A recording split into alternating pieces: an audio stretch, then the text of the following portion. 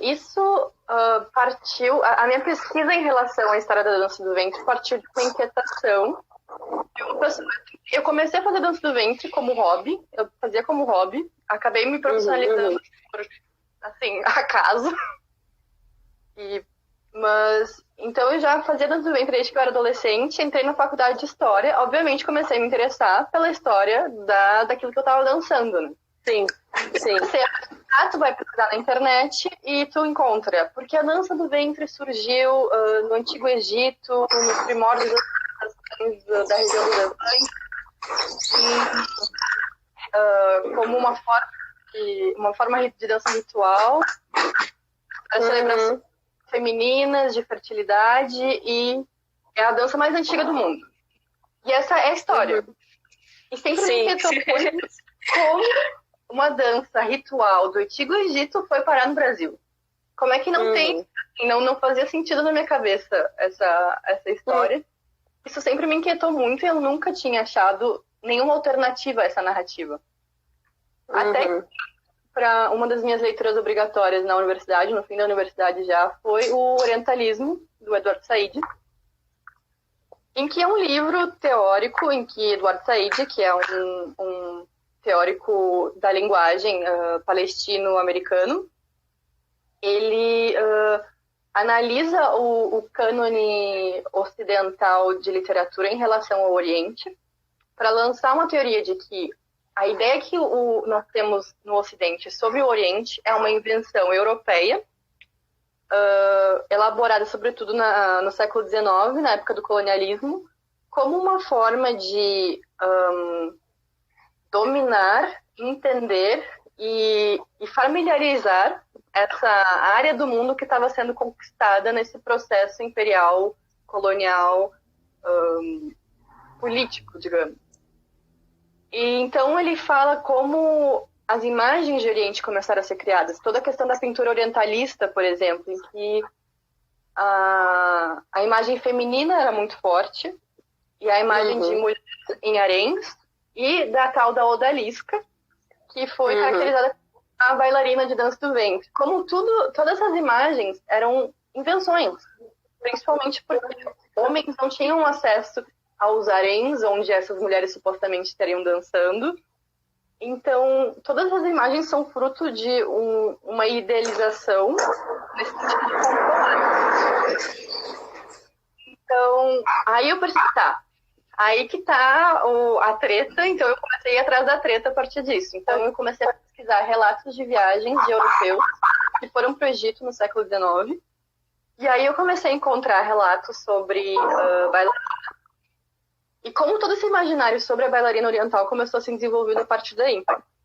Então, se a gente quer falar da origem da dança do ventre, eu coloco a dança do ventre, como a gente chama hoje, assim, nomear essa dança já é super complicado. Então, esse nome, dança do ventre, surgiu no século XIX, quando franceses chegaram no Egito, viram mulheres dançando com o seu ventre nas ruas, principalmente eram as bailarinas Gawazi, que dançavam na rua como por dinheiro. E então os franceses entraram em contato com essas bailarinas, chamaram aquilo de dança do ventre. Então o nome surge daí. Como essas bailarinas amavam a dança delas, como isso se desenvolveu antes, é algo que é muito difícil de pesquisar, porque tu tem que ter acesso a outras línguas que não as línguas inglesa e latina. Então é um processo de pesquisa que ainda não foi feito por essa questão de, assim, tem que ser desenvolvido.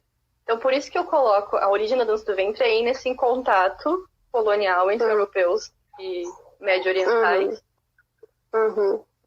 E essa questão de colocar a origem da dança do ventre a partir dos rituais de fertilidade e de relacionar isso à deusa Ísis, assim, de uma maneira bem esotérica e bem idealizada, também faz parte desse discurso orientalista. Que é uma maneira de classificar esses outros povos como primitivos, como estagnados no tempo, como se a modernidade fosse uma exclusividade europeia enquanto todo o resto do mundo está estagnado nesse primitivismo idealizado e romântico. Então, tem essa questão. O Roger está perguntando qual o papel do homem na dança do ventre. Então, esse papel do homem também foi moldado por essa questão orientalista, porque quando os europeus chegaram, os Kauaus, ou Kauaus, dependendo da pronúncia, eu falo Kauau porque eu falo a pronúncia em português, que é mais fácil. Mas tem um estudo de um antropólogo chamado Stavros Karayiannis, ele é um antropólogo do Chipre, que trabalha com essa questão da presença masculina da dança do ventre, e na percepção dele, os europeus como é que se diz? Moldaram a dança a partir do gosto europeu, e nesse gosto europeu não tinha espaço para um bailarino masculino, que na cabeça europeia essa dança era uma dança feminina, então não deveria ser dançada por homens. Então a presença masculina como profissional de dança caiu, e hoje em dia temos muitos bailarinos homens, muitos professores de dança do ventre homens, mas ao mesmo tempo uma questão complexa, porque assim, falando do Egito, que é onde eu estudei, o que está dentro do meu escopo, a dança do ventre é vista como uma atividade feminina. Então, o homem nunca vai ser um profissional de dança num restaurante, num casamento, num nightclub, mas eles podem ser professores. É aceito que eles sejam professores, por exemplo. É uma questão bem complexa, cai aí em questões culturais, religiosas. Dá toda uma outra live, né, esse assunto. Porque imagina, né, na tradição da dança, a visão do homem já é algo complexo, né, mesmo se a gente pensar em outras danças. E aí eleva ao quadrado se tratando de dança do ventre, né, por toda essa história e uma história que a gente muitas vezes não tem como acessar exatamente, né? Que nem foi colocado ali quando é que começou, né? Quando é que surgiu, que é isso, a gente tem uma extrema dificuldade de isso para quem pesquisa, é um desafio muito grande quando a gente pensa para mim foi quando eu comecei a pesquisar, né? Para quem não me conhece, eu também pesquiso, né? Eu concluí em 2017 o doutorado no campo da linguagem, né? Pesquisando dança do ventre desse aspecto, né? Dessa perspectiva. E chega um momento que a gente precisa estar aí. E aí, por onde a gente começa, né?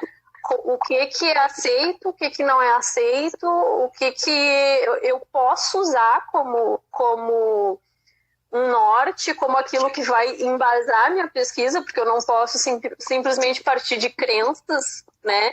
E acredito que esse também deve ter sido um desafio grande para ti.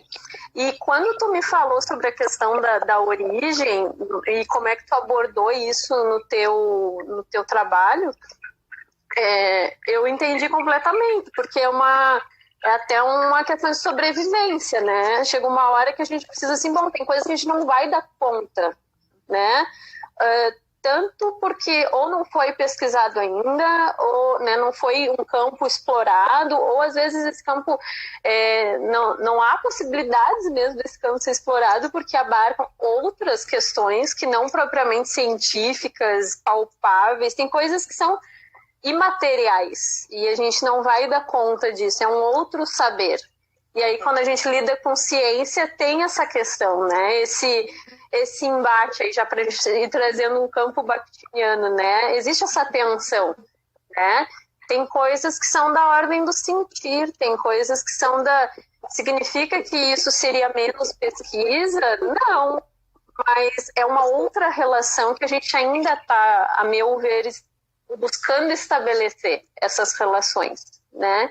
É um exercício, para mim, ver as coisas como integradas,